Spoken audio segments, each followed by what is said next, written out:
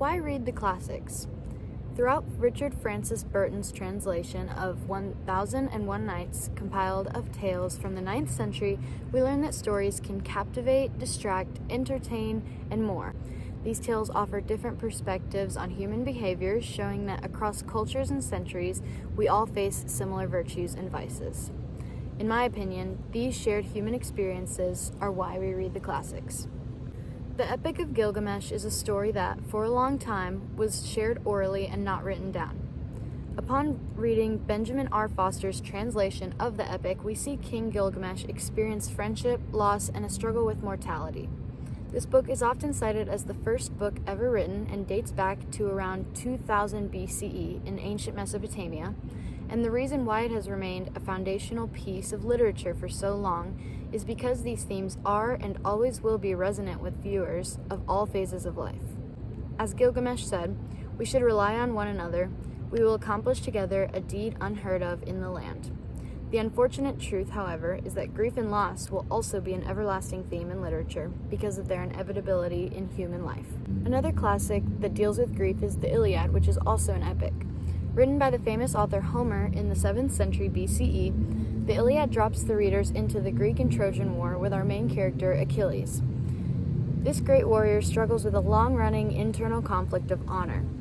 With his time away from battle, he's been enjoying the experiences and moments that life has to offer, shifting away from the desire for glory in war. Achilles says that a man who fights his hardest in the war gets just the same as the one who stays behind. Cowards and heroes have the same reward. Do everything or nothing, death will come. For Achilles, he believed that the glory of war heroes is futile when it comes to inevitable death. Achilles eventually changed his mind and went to fight when his best friend died in battle, and Achilles made it his mission to avenge him. The idea that no matter what we do, everyone will die is what both Achilles and Gilgamesh struggled with in their own lives. People can connect with these classics as they are, at their heart, stories about people.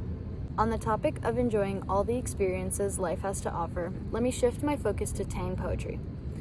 During the Tang dynasty from 618 to 907 AD, poetry rich with imagery emerged as the prominent genre as well as a form of communication.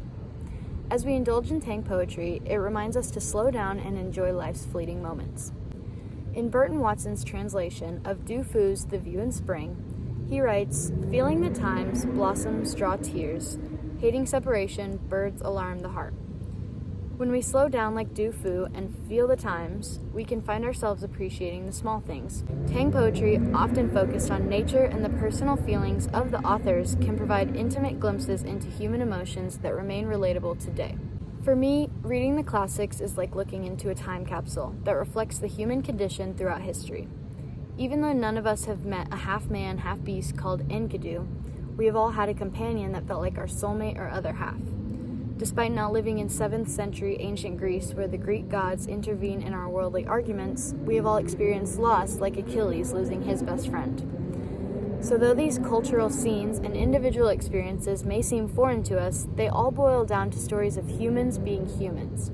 These classics offer invaluable perspectives on how different societies and people have navigated these universal themes and allow us to understand more about the world around us and the human condition.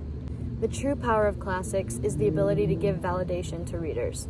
And even though they were written ages ago, the people in them weren't very different from us. Reading world literature is like understanding different perspectives on what it really means to be human, and that is why I read the classics.